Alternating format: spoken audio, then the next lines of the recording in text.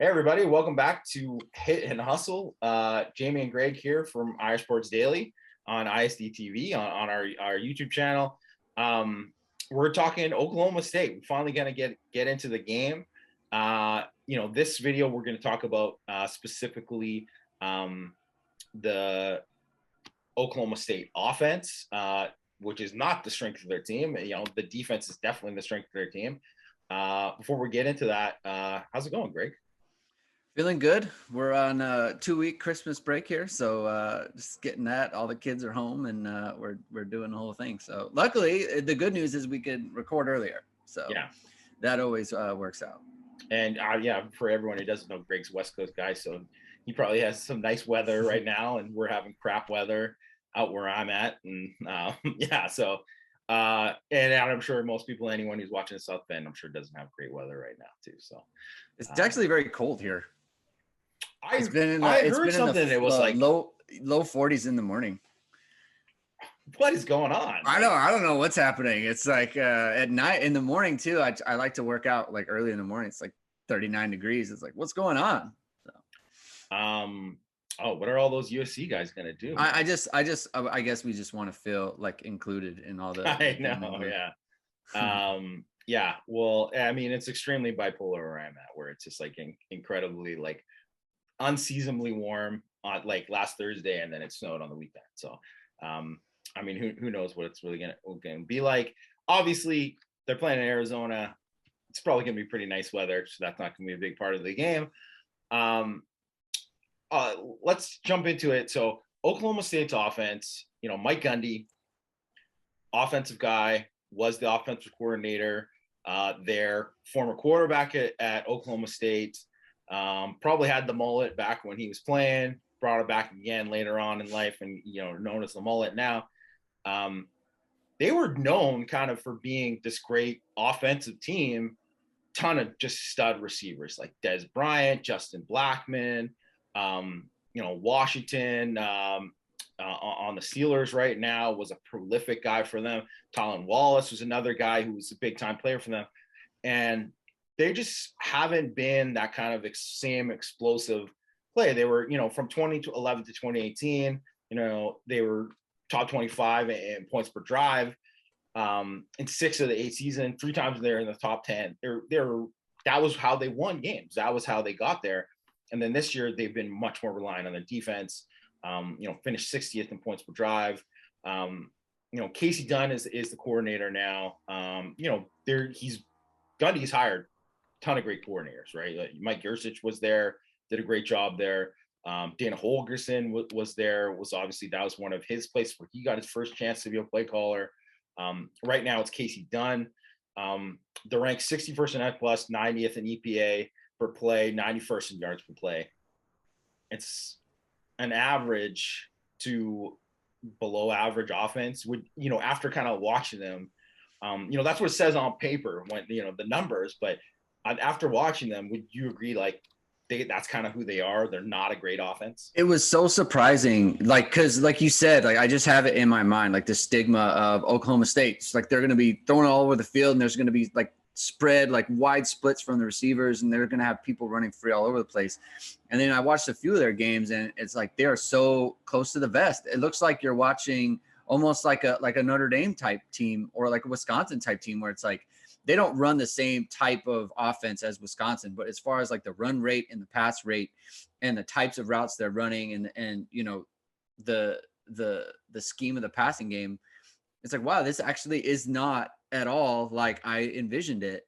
And so watching it, it's like I kind of understand, right? And I've talked to a bunch to someone, Caden McFarland, who works out, and he's a beat guy for Oklahoma. So he covers like Oklahoma, he covers Oklahoma State, Tulsa, and that sort of thing.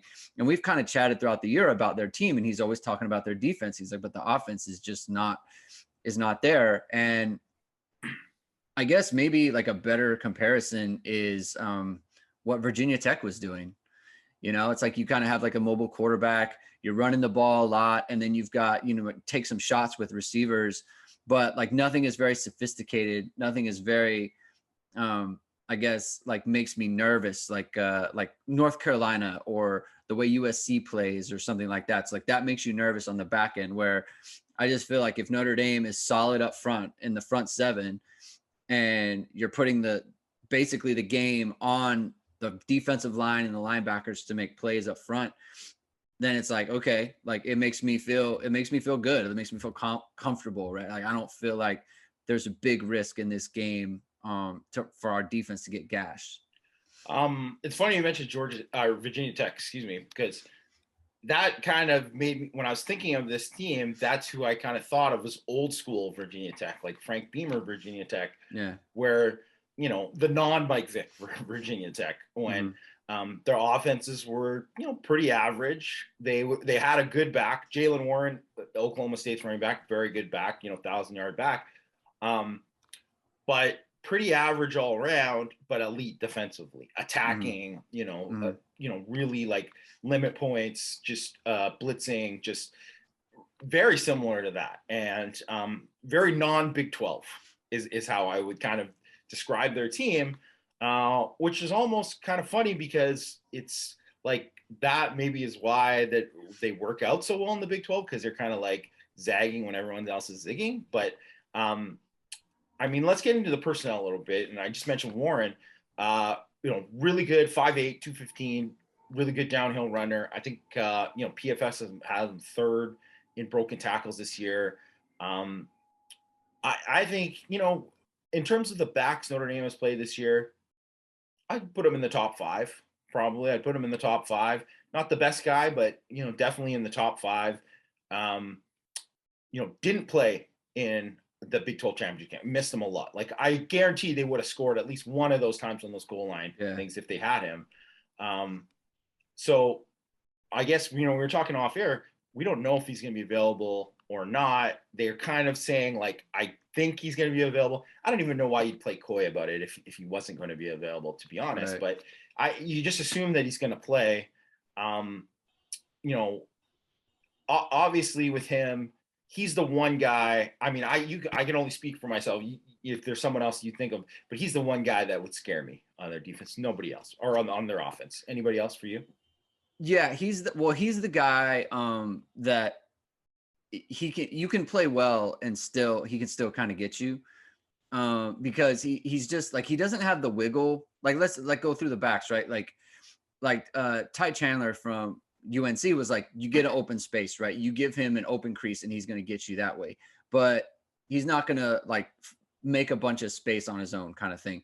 Keontae Ingram was a guy who had a bunch of wiggle and good enough power at the end. And Jalen Warren doesn't have that wiggle, but he does have the power. And one thing that happened that hurt Notre Dame against USC and Keontae Ingram was always falling forward for like 2 or 3 yards there. And it's like, oh, we're going to give him in 2nd and 8. And then it's like, oh, it's actually 2nd and 4, 2nd and 3, because he kind of carried the pile a little bit. And I feel like Jalen Warren can do that. You know, if Notre Dame over pursues a little bit, like they like to run a lot of outside zones. So if Notre Dame's linebackers are like too aggressive, free flowing, like he's very comfortable cutting back, and they get a seal on the backside, and then that's where he gets a lot of space. They do run outside quite a bit. It's going to challenge the corners a little bit there. But yeah, so he's clearly their best player. They got a couple guys at receiver who they throw a lot of jump balls, so they're kind of used to that, right? And Clarence Lewis has had trouble, you know, defending like a go route or an over the top pass. So that makes me, I don't know, I guess a little bit nervous. Not like super nervous. Like Notre Dame, I feel like Notre Dame has to, like I don't think Notre Dame has to make like an adjustment for it or anything like that. But it's like you know, you got to make plays in this in a game like that. So that's really where my main concern comes from. And then just like we'll get into Spencer Sanders too. Just like if you allow him to make plays outside of the framework of what the play actually is, then that's where, if he's got a bunch of success doing that, like on the freelance stuff, that's when you're going to run into problems. Yeah, so we'll get into him in a second, but we'll go back to what you said about like, you know, how they're like kind of a run heavy team. You know, they're 60% run. That's like top 20 in the country. They're, heavy outside zone team, heavy zone running team, right? Yeah. And to me, to me, Drew White is awesome as a zone linebacker, because he's a guy who sees the gap and he hits it, and he's is able to make a lot of great reads off of that. I think Notre Dame will be able to play that well. I think they're going to play a lot of 11 personnel. So I imagine that Notre Dame will be in base quite a bit in this game, play a little bit of nickel, obviously on third down for sure, but nickel and dime and third down. But I think for the most part, they're going to play base, especially because, they're such a heavy run team. Right. I think I would be surprised if we saw a ton of split field safety stuff. I think they'll play a little bit more single high in this, probably to kind of have numbers in the box to handle Warren, and then take their chances with the guys outside. But we'll see. Like you said, they like to throw up those jump balls. Tay Martin, he's their top receiver. He's a good player. A pretty decent 50-50 ball guy. 6'3". And I think Sanders just, we were talking about off the air, Sanders just kind of throws it. It doesn't matter if it's covered. He's just taking that shot, right? When they call shot play, he's taking it. So I think it's going to be interesting to see how Notre Dame kind of plays with it, where they've done some of the stuff where they've shown kind of 8-man box and dropped out of it and kind of disguise stuff. And I think we'll see some of that. And I wonder if they'll be able to take away some things there with that. Yeah. Speaking of the single high piece, so the split safety is what Jamie's talking about, is cover 2, something like that. So a half field or something like that. A single high is when obviously you have the single safety in the middle of the field. That would drop either Houston Griffith or DJ Brown down, and even Xavier Watts. DJ Brown in that situation, I think, really plays to his strengths. He's been one of the better tacklers in the secondary. Not so much for Houston. So that's going to be a challenge for him if he's out there. So that, that's a good point there. And it's also a good point about with the 11, because they don't have a slot like Josh Downs or someone like that. Since they don't have a player like that means that they can play Kaiser, and you can feel fine, in a situation like that. Presley's their slot, and he's, was returned a kick to the house. He's not a bad athlete, but he's not he doesn't scare you. He doesn't scare you with anything he does. He doesn't scare us, not just less so because of the player, but because of the way that they utilize him. That's just kind of, they haven't been able to do it. I feel like that maybe their personnel is better than what they put out, but what they put out is what they put out. So, it is what it is, to Notre Dame's benefit. So we'll get into the Sanders piece of it. Well, okay, actually, before we do that, let's talk about how Warren, as you mentioned, he's a guy that he can make something out of nothing, and that's really what it is. And we'll talk about the line real quick before we get into Sanders, because the run blocking isn't that great. They don't open up a ton of big holes. If it's not schemed up, like you were saying to me before, they don't really have it. They're not winning on execution. The line is just okay. Josh Sills, the left guard. He's a West Virginia transfer. He's a fine player, good run blocker. But I mean, to me, he's the best guy, but they don't really have anyone who's going to maul anybody up front. I don't think they have great athletes there. They're 103rd in line yards, 102nd in stuff rate, 103rd in EPA per run, 96th in rushing success rate. So it's funny that they rely so heavily on the run. They probably should pass more, really. Right. But I think, and that kind of gets into it, because Sanders, I don't think is good enough for them to. Right. They would. Yeah. I think they would if he was better. Yeah. Talk about, I don't think a lot of people know what line yards is. When you say they're 103rd in line yards, what are you referring to there? So line yards is what the line blocks for that, that you're supposed to get. basically, right? Yeah. It's what the line, what they average out before like contact, or it's not specifically contact, but it's like the job that the line does up front before the runner is contacted or taken down, basically. So they're not doing a good job of that. A lot of the stuff is coming on Warren's own, and that's why you see and you're like, whoa, how could he rush for 1,100? Well, he breaks a ton of tackles, Right. and so when they do block it up right, he's able to do some good things. Right. So like throughout the year, people have talked about, talking about Notre Dame's offensive line, where it's like, oh, it's all Kyron, and it's all like, the line isn't as good as, we say or whatever. And so just to make the point though, is like Oklahoma State is ranked 103rd, Notre Dame's 65th. Yeah. So, and this is like, that includes Notre Dame's opening to the season, yes, which is where they were in the like the hundreds, 90s for the first half of the season. Right. So now, to get down to 65th, they're probably they probably been somewhere around like the 40s or 30s or something like that. So just to kind of give a gauge of like Notre Dame's at 65, Oklahoma State's way down there. So Jaylen Warren's doing a lot on his own. And to that point, like they haven't played a bunch of really good defenses either.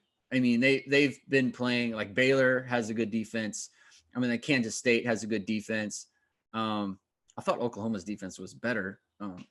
They're like in the 60s and F plus or whatever it is. So, but my point is that they're not playing a bunch of teams that. No, it's not a great conference for great defense. Defenses. No, yeah. So it's almost like they're not playing Cincinnati or they're not playing Wisconsin, right? It's like not that caliber of team. So that just kind of goes to show like what they're doing against the Big 12 defensive kind of teams is like it's against other teams it would be worse for sure. Yeah, so I think you look at just how they block up front, run blocking wise, and how they protect, and this is another thing we were just chatting about before too. It doesn't match up. Their 14th in sack rate, that doesn't match up with the film in terms of the pressure they give up, right, or the pressure they give up in game. And when you watch them and you see Spencer Sanders, who's good at escaping the rush, certainly takes his fair share of hits. Yeah, I don't think they're that good. And I mean, as you kind of talk about the Big 12 too, how many great pass rushers are they playing in the Big 12? Right. Like, not a lot, right? Definitely not. Like, I think Notre Dame's defensive line, it will be the best line that they face all year. And to me, it's funny in Sanders, and we're talking about he's a little bit Ian Bookish, where he's very much a one read guy, where sometimes it's not that he's always, I think Ian Book was one read, it's not there, and he's taking off. And Sanders is more one read, it's not there. Maybe he'll take off, but chances are he's just going to try to chuck it in there. Maybe he'll just throw it anyway. Yeah. So I really regret that Kyle is not playing in this game because he would eat off of a quarterback like this. So when I watch him play, is as a former, safety, sometimes some teams you play, right, and you watch film, and you want to always diagnose the play that they're trying to do, but even during the play, it's like, okay, I have a good understanding of what they're trying to do in this on this play. You can't really jump anything, and you don't want to be too aggressive because you're playing a quarterback who it's like he's reading me. He's not necessarily going off of what the play is quote unquote supposed to be. Sanders isn't like that. Sanders is a guy where if you diagnose the play and you know where it's supposed to go, then go there because he'll throw. That's where it's going to go there. That's where it's going. He is not someone who is going to like adjust to like, this is where it is. Like he threw 2 interceptions against Baylor in the championship game off of this, where it's like, I'm supposed to hit the slot, even though the slot player, like he undercut it, I'm going to throw it anyway. The receiver adjusted and he threw the ball right to the safety. So that's the kind of player that Sanders is at quarterback.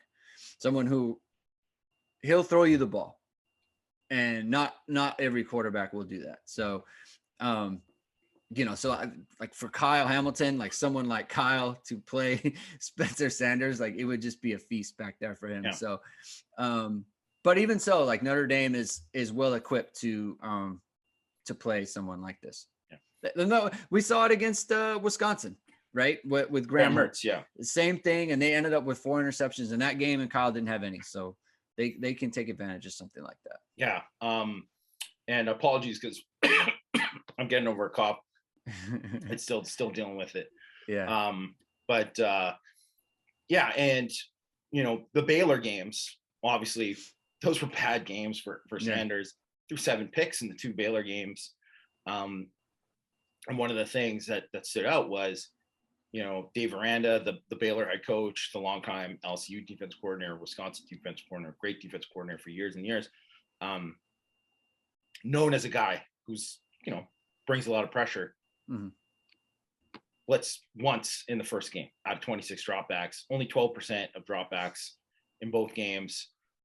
And if you look at the book on Sanders, and I went through like, PFF has lists where, how many times, the percentage of times people blitz each game.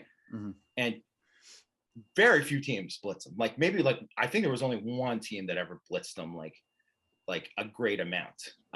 Because the book is to not blitz them. It's to rush 4, maybe even rush 3, and let him make mistakes, really, right? And hopefully, and what Aranda did so well was, simulate a lot of simulated pressures, show different things, occasionally, zone pressures where he's dropping guys out and bringing other guys, and confuse the blocking schemes, confuse Sanders. He threw 1 touchdown, I think 7 picks, right, in those games. And in total, against what teams don't blitz this year, 11 touchdowns, 11 interceptions, right? So I assume that Notre Dame is probably going to be, they're not going to bring a ton of blitz in this game compared to, say, where they did at the end of the year, where they were way more blitz heavy than they have been. And I imagine that I think you're going to see a lot of stunts, a lot of 4-man pressures, and a lot of them maybe showing stuff. And when they come, they'll come, but like they're going to drop out a lot and take away some stuff, and then force Sanders into like throwing passes that he doesn't want to throw. Right. And I think that's the way that you're probably going to see Notre Dame play. Do you see it any other way? Yeah. And so what I've kind of shown, and what you've shown throughout the year, is there are so many ways that Marcus Freeman can get pressure with 4 when making it look like he's actually bringing more than that. And so it's not so much the amount of people he's bringing, it's like the confusion that he causes. That's why we've seen Bo Bauer, right? Like they'll line up 6 across or 7 across. Bo Bauer will feign like he's dropping, and he'll come, and then he'll drop some other people, and he gets a free rusher that way. And it shows, like, not just in that, like, their offensive line and their, they, like you said, they have a low sack rate. But when you look, Oklahoma State is getting blitzed way less than Notre Dame does, but they are giving up a higher percentage of pressures than Notre Dame. Right. Yeah. So it just goes to show, like, you can get pressure with 4. And just anecdotally, like when I watched the Baylor game, again, I'm just watching, it's like, oh, pressure with 4. Watch another play, up, pressure with 4. Right. So this offensive line can be gotten.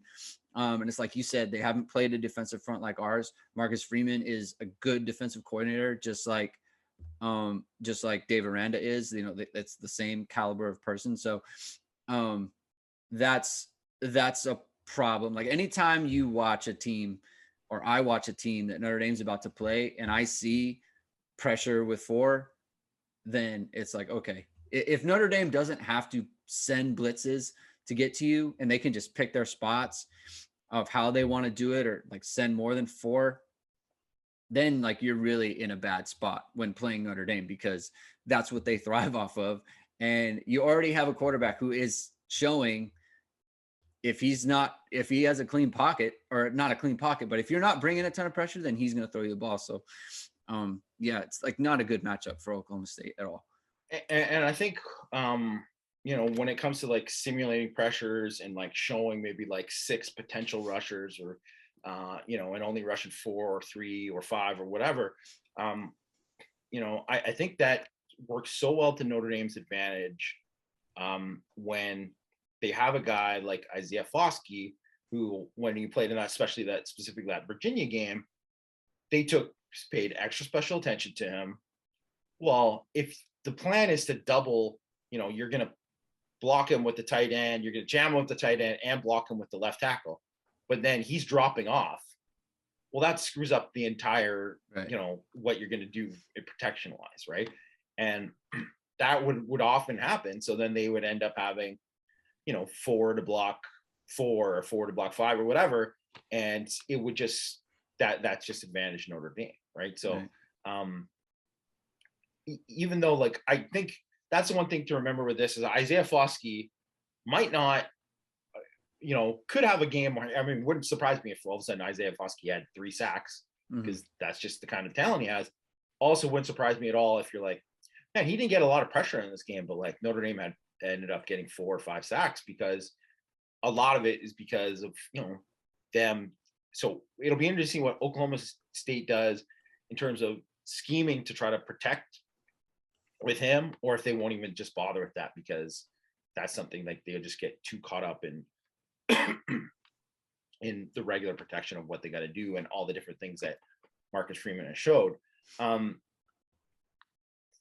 So for this game, I think it goes without saying, like, you can't let Jaylen Warren go off, right? You can't let Jaylen Warren go off.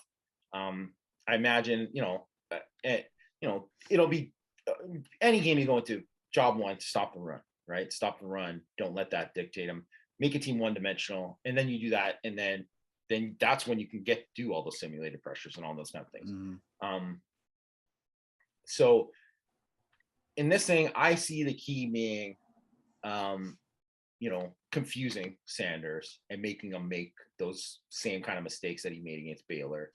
What about you? Do you think there's any other like important keys that Notre Dame has to accomplish in this game to kind of limit Oklahoma State?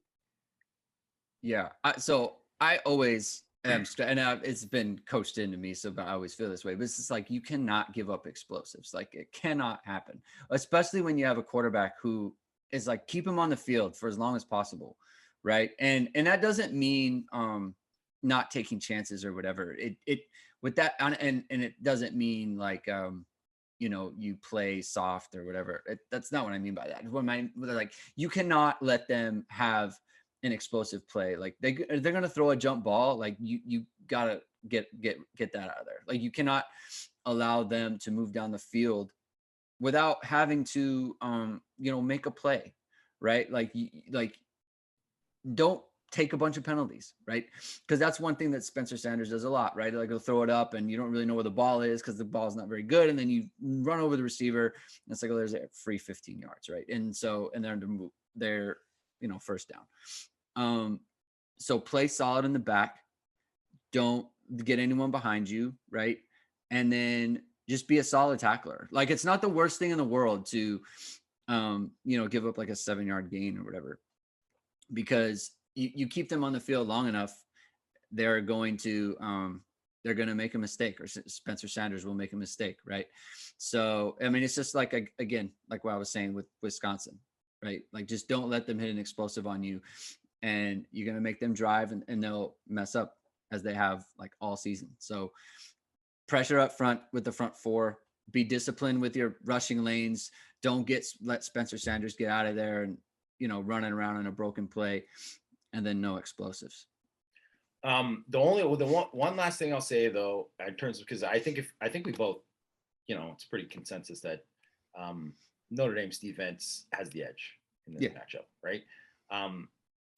The one thing, outside of their personnel and all that would scare me in this game is Mike Gundy, who's been there obviously a long time, kind of like dipping back into like, man, we ran this back in like 2007, and like doing something that, frankly, Notre Dame didn't prepare for. Mm-hmm. And I think that honestly, that's kind of what Oklahoma State's going to have to do, is like have a sudden change mentality. So like, sudden change for everyone who doesn't understand, like turn the ball over.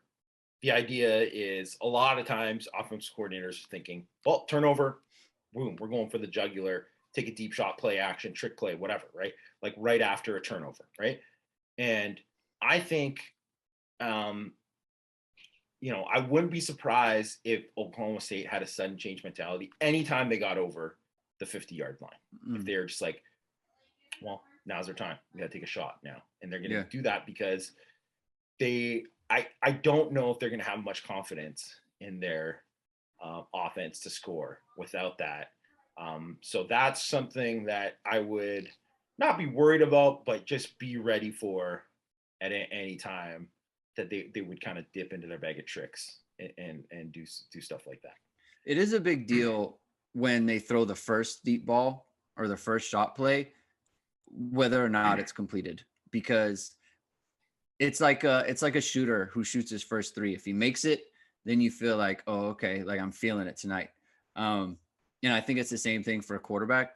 It's where he's like, you throw one and then it's like, oh, it's completed. Oh, okay, let's keep doing this, right? You throw one and it gets broken up or whatever, then it's like, all right, got to look for something else next time. So for me, as like a defensive back, I always thought like the first one is a big one because it kind of sets the tone for the rest of the game. That's a great point. And the other thing with Sanders, who's a good runner, right? A good runner. I would call him poor man Sam Howell, where he's not quite as elusive, not quite as explosive. But he's a guy that if you think that he's just a quarterback, he's going to go down on contact. No, he's going to try to run through you. That's just his mentality.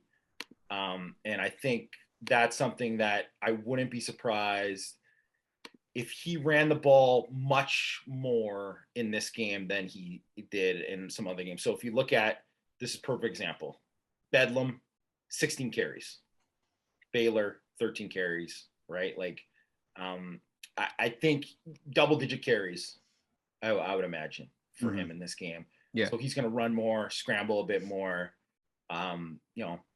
They run speed option, they run zone read, they run all that kind of stuff, where you'll see it just a little bit more in this game because it's the last game of the season, right? And they're trying to win. And, I mean, let's just call it like it is. As much as it means something for Notre Dame to win this game, hashtag it just means more. It just means more for Oklahoma State because they're playing Notre Dame, and it's like it would be a signature win for their program, right? Right. But you hope that Notre Dame, they understand that Marcus Freeman want to get the things kicked off right, and that everyone knows what the bowl game, the major bowl game drought and all that too. So we hope that happens. We'll be back on Wednesday. We're going to talk Oklahoma State defense. A lot to be scared about them. There's a very good group. It's a very good group. Linebackers, especially, I would say the best linebacker group Notre Dame has played this year, and Notre Dame has played some good ones. But I think this is the best overall. Maybe not the best individual talents, but the best overall.